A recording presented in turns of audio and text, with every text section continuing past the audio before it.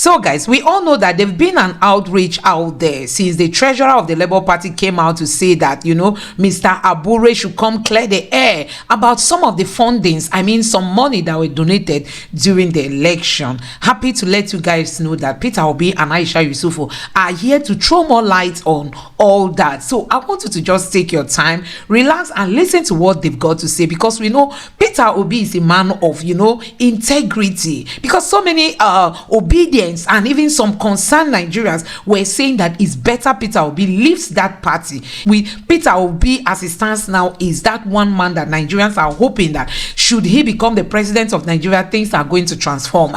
Things are going to get better, and we don't want any stain, we don't want any dent. I'm happy to let you guys listen to Mr. Peter Obi speak to that allegation, against Julius Abure, and let me just allow you listen to him and Aisha as they throw more light on all this. Take a look at this. I continue to thank you people for your continued engagement and support of what is happening in our country today. Let me start today by most sincerely express heartfelt gratitude to all those who supported us in 2023 election, especially the youths and first-time voters who sacrificed everything, despite all the obstacles, distractions, and everything, to support what we're doing, believing in the possibility of a new Nigeria. Today is the beginning of our financial accountability, especially the crowdfunding managed by a team led by Aisha Yesufu. And she's the one that will do that. We'll follow up after her presentation. Thank you for your support.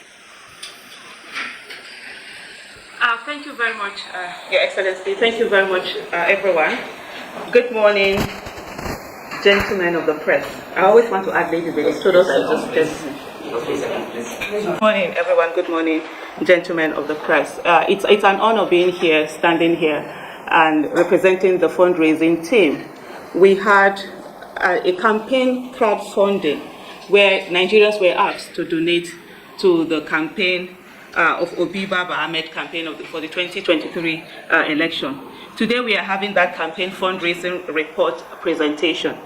Accountability and transparency is very critical and it's very important. And at any time that we ask people to donate and they do so willingly, it's very important for us to come back to them and show them how their monies were judiciously used. The mandate of the crowdfunding fundraising team was as follows. His Excellency Peter Obi gave the following mandates to the team, and that was to raise funding from Nigerians using the campaign's official accounts and ensure funds are judiciously used to support the presidential campaign of His Excellency Mr. Peter Obi. So this particular presentation that we are doing today, we are specifically concerned about the Obi Ahmed campaign, for which there were four accounts that were used. These accounts are were accounts in Zenith Bank, Heritage Bank, Globus Bank, and also Sterling Bank. They were made public by His Excellency Mr. Peter Obi, and citizens were asked to donate as generously as they wanted to. At this juncture, we must say we thank everyone that donated in cash and kind. It's not been easy, especially with the kind of mindset we have in this country where we don't think as citizens we are supposed to donate. But indeed, citizens came out and they put their monies where their votes are, and they were ready to use their money and not wait for, as usually we see in our climb, for the candidate to be the one bringing in that money. And for that, we say thank you, thank you, thank you. We go on to the activity and resource report.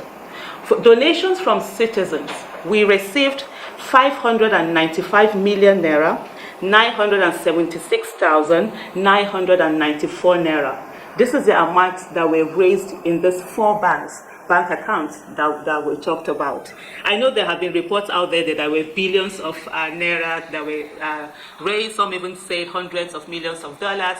Well, we hope we see those monies, and if there are people out there that can help us track those monies, we would want to see them. But what we received specifically was this particular amount, 500, let me repeat it once again, 595 million naira, 976,000 naira, 994 naira.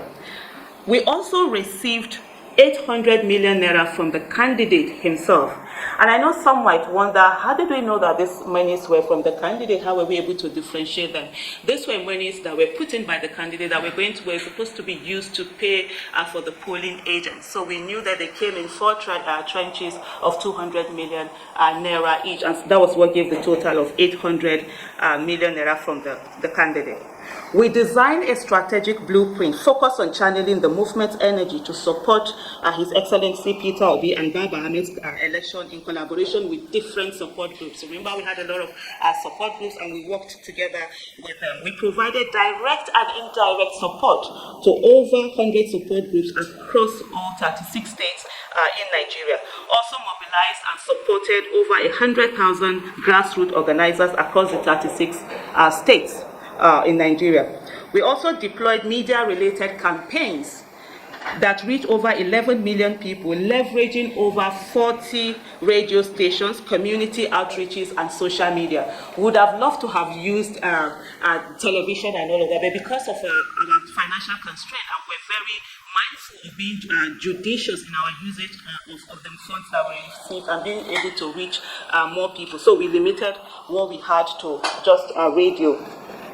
So out of all of this thing, campaign materials worth 268 million naira, 374,330 naira were procured and distributed across the 36 states and also Abuja. Media and radio broadcasting cost was about 16 million naira, 422,867 naira. Election promotion expenses, we had 10,808,948 naira that we used for election promotion expenses. For polling unit agents, we spent 324 million naira, 381,700. And then we had bank charges, of course. The bank didn't warehouse the monies for us for free, and we had to pay 1,750,544 naira for bank charges. We also had administrative charges, which were 477,000 naira. We deployed 744,500,000 to cover legal expenses. And then campaign and election activity, we had another 28,500,000 naira. Let me just piggyback on the issue of legal fees. Remember what I said earlier, we had 800,000 that was brought in by the candidate himself. We did 800 million. Thank you so much for that correction. We had 800 million that was given by the candidate himself. And so we are supposed to use that to pay. He had about 1.something billion earmarked to pay for the polling unit agents. 1 point. So earmarked to pay for the polling unit agents. And then when we got to that towards the election, there were some materials, of course, that we couldn't produce. A good number of the materials were produced by most of the producers here. We have the team lead. He will take on that. We will come to him very shortly. But I just need to give this background explanation. And so some monies came in when it was like a week to election. They have 2 weeks to election. So we couldn't produce any of those campaign materials. And we made the decision that we're going to put some of that monies from the public, put it towards payment of polling unit agencies. Is still part of the election expenses, and this is what our citizens had donated towards. So when we did all of that, we found out that the agents that we had, the amounts that we had to pay for them, we had such leftover, and so the candidate himself now asked on the way that these monies were paid for legal fee. So that's why you see the legal fee being high up there. So at this moment, I'm going to call on the team lead in terms of our procurement on how the steps that we took to ensure that every penny was judiciously used in a way that we're able to get the most material that we can. So at this moment, I call on Mr. Century. Go ahead. Thank you very much. Thank you for entrusted to us. But what I want to basically buttress is a philosophy that guided how we manage these resources. Because it's important that the resources that were given to us, we manage them judiciously and ensured that they delivered on the real reason why Nigerians gave us those resources. So the first thing we did was that we adopted a merit-based procurement process designed to ensure that we get value for money. So we put out a call for vendors within the movement, people who have invested a lot, use their resources to support the campaign without being paid was a major criteria. People who have put so much into the campaign and they were professionals in what they do. We asked them to send their bids, and we had a committee of people who observed several bids, and then we had a framework that we adopted to arrive at the vendors that we used in delivering some of these materials across different areas of the campaign.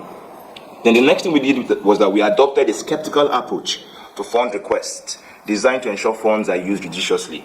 So beyond just people giving us their quotes and requests for funds and everything, we asked questions. We were critical, figured out their business structure, how they were running, their capacity. We wanted to ensure that we leveraged resources wisely. And I'm proud to say that, and the team is proud to say that, of the different vendors that we engaged on across different tasks, delivered exceedingly well. They delivered based off of the resources that were given to them. Then we also adopted a framework to ensure disbursed funds were used judiciously. Very important. We want to ensure that when we give resources to vendors, people who work on the project, that they use these funds judiciously. We adopted that process. Then fund disbursements were made with approval from His Excellency and two other signatories to provide constant oversight. So whatever decision we took in terms of disbursing funds were made with the full acknowledgement of His Excellency and also signatories to the account. So no funds left the account without the approval of His Excellency, so as to provide constant oversight. Now, conflict of interest rules were established to ensure decisions on fund disbursement are made based on value and merit. It was very important to ensure that there were no conflict of interest. So you would find a situation whereby members of the procurement team, key decision makers, had no role in terms of, there were no conflict of interest. What do I mean by conflict of interest? It was a policy that monies would not flow into private accounts, it was to flow into business accounts. And no member of the official team in any way had any access to whatever funds they were disbursed. It was very important to ensure there were no conflict of interest. So we made decisions based off of the merit as opposed to any conflict of interest. So that was a core philosophy powered by the virtues and values that His Excellency stands for. That the values he stood for influenced how we disbursed our assignment. Thank you very much. Process which ensure and follow up in due course in other areas, because we've come to the end of this exercise. It is now time to account to those who supported us, be able to brief them. We're also going to commence our thank you talk to express our gratitude and continue in doing the right things for Nigeria, because you can't just say it's only when you're in office that you're going to do the right things. It is something that you have to do continuously. Thank you. Okay. Wait a minute. You came the last time. Online news portal where we update events and past second. Now, this is a very good, I would say it's transparent to an extent. Nigerians have been waiting, to know, been following up, to know how this money is going to be expended, especially with the trust they have, with them. This is for Nigeria. My concern is the diaspora contribution. Is there going to be another period where the money is realized, from Nigerians in diaspora, would also, because they would also want to know if monies came in, how was it utilized judiciously, and to know where further support will come upon. And I believe that that's the next step, because that will be the next conversation that will start happening, because people will start talking. So we'd like to know monies that came in from diaspora and how it was expended. Very, very great work you've done. To me, okay. Let me. Yeah, if you want me to. Okay, let me start. First is that, like Aisha did mention, there's been all sorts of comments and allegations. If one of the people who mentioned said we received about $150 million. Let me categorically state it that all the funds received directly or indirectly from us is not up to one. It's about not up to 1% of what is mentioned, and this, some of it are part of what have been exchanged and given to Aisha. We're actually going to go to the various people who supported us in diaspora to say thank you and tell them what was realized. And we also are going to put an information out there that whoever knows where funds are supposed to have been remitted to help us trace and get that. But know that people are claiming we received about $150 million. And as said here, we haven't seen 1%. And I stand for anybody to dispute or prove that. Okay, the next question. Yeah. Right direction. But you see, as you are doing this for your campaign organization, what becomes of the party? There are so many allegations. And somehow you have not spoken. I've already the chairman has accused of stealing money, even Aisha herself was accused. So, what is your comment to that? What we're doing today is distinct and completely separate from the party and the party fund. We're just dealing strictly with Obi Dati campaign fund.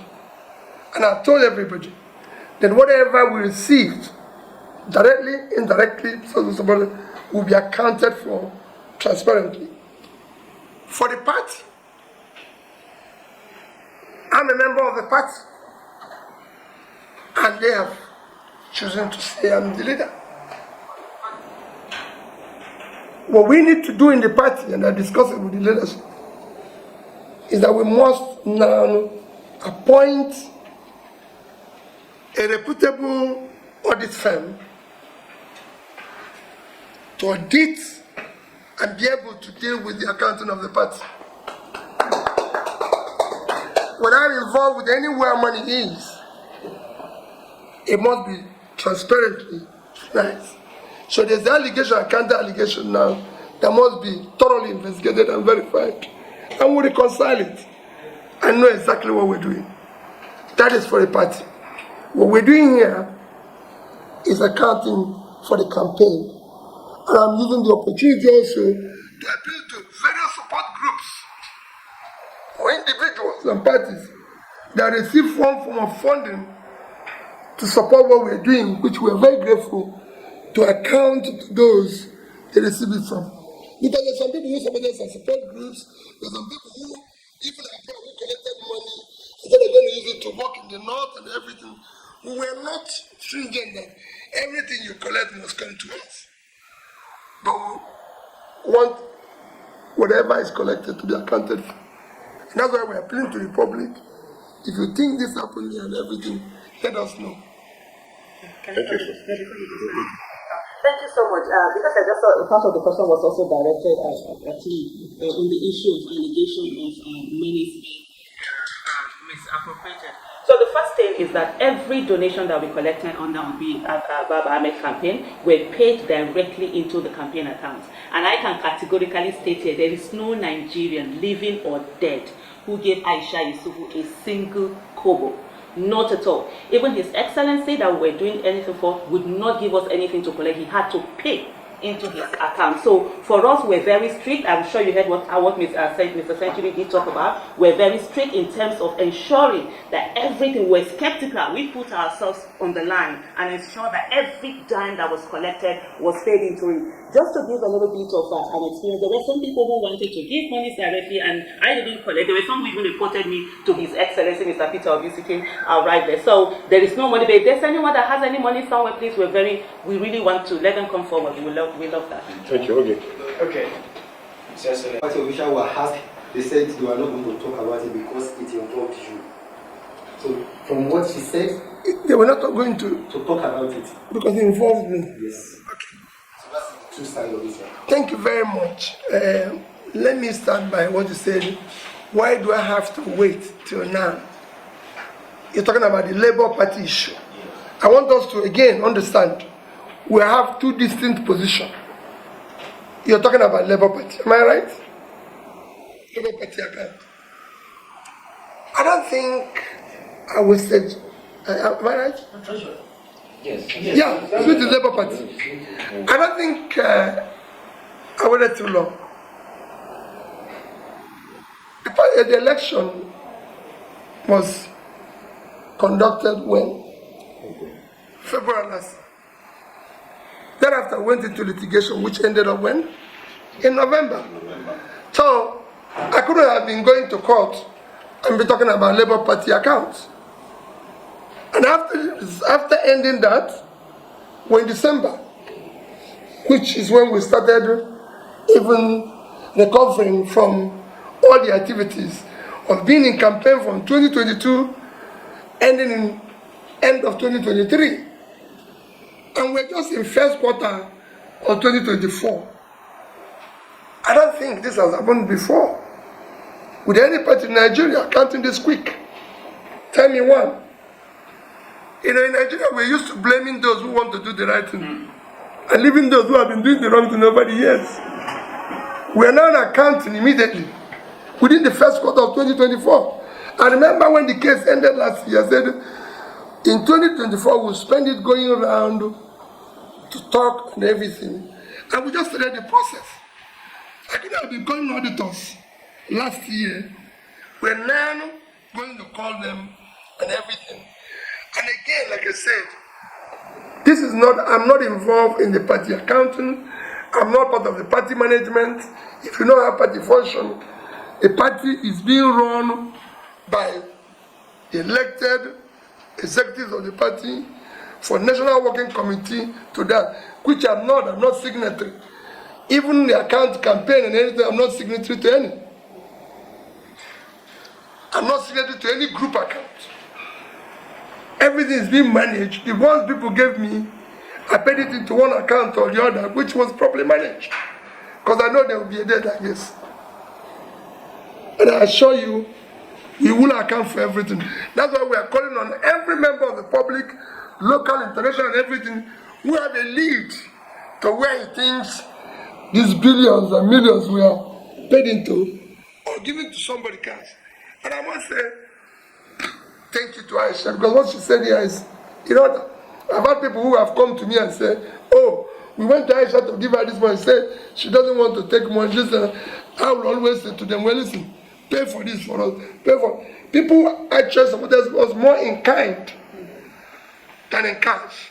Because we had people who paid for our logistics, transport, flights, this, that, paid.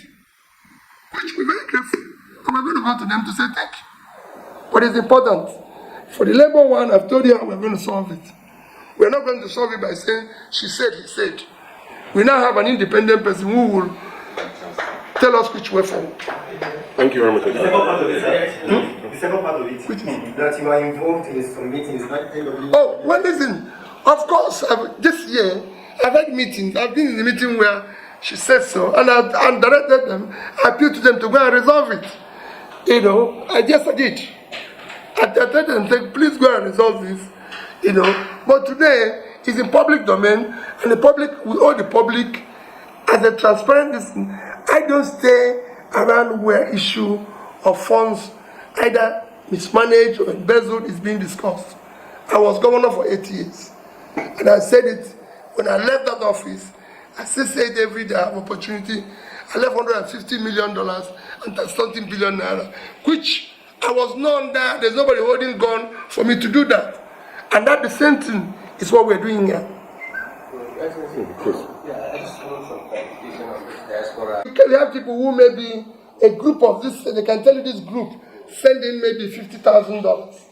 You know, so it's not the most important thing is for you to understand that the magnitude of the claim, I said, it's not up to 1%. It's probably under $1 million, if at all. No, I said part of it, because some actually came in kind again, but I would cut as donation. Some people brought some, they paid, who can say, oh, you're doing this, why don't you pay for this for us? We're looking for somebody who has done maybe t-shirts for us and everything. People, we had more support in kind than in cash. You know, we had all sorts of various support. We are counting here in Aisha's on his crowdfunding.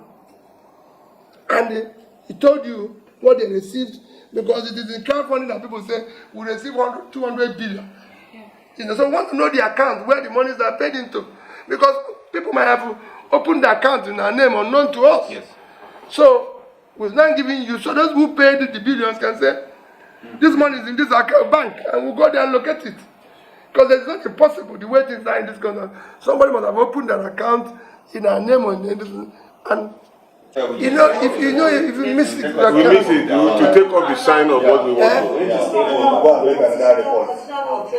No. Let me plead with you people. Let me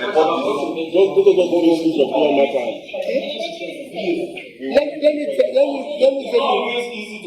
next possible time, because it's important that we talk about the state of the nation. Today I want us to talk about this, and I want you to accompany us. I hope you accompany us where we're going to talk about issue of one of the most critical areas of development. You know, this week is from Sunday actually to here is like week of the sick, talking about health. So I want us to visit maybe a primary health care center and everything, and see how things are. And then I can make our comments about support, budget for funding, health sector, and then we'll take it from there. You won't look for me. So guys, if you've listened keenly to this press conference, you must have heard Peter Obi made reference to his tenure. I mean, when he was the governor of Anambra State, that nobody pointed gun at him for him to have left the money he left for the for the state during, you know, his reign as governor of the state, that he did it willingly. So he's not that kind of person who is interested in people's money, and that is the kind of integrity he still wants to maintain. And I tell you honestly, the Labour Party under Peter Obi, we just hope that they are going to allow the kind of character Peter Obi has, you know, to be something that the Labour Party will be deeply associated with, so that any form of or any trace of, you know, insincerity will be made away out of that party, because we want Peter Obi to run on a platform that has no stain, that has no controversy. We don't want anything to dent Peter Obi's image, somebody that has built his reputation for long. We don't want anything to dent his image, honestly. And that was why we were like, instead of the Labour Party to be a hindrance, he should better leave. But I'm happy that him and Aisha, they've come out to speak on all this. We look forward to the investigation that is going to be made, and everything is going to be made public, because we want transparency, so that we'll be able to displace this current government. Honestly, let me know what you think about this in the comment section below. Please don't forget to subscribe to the channel and turn on the notification bell. Thank you.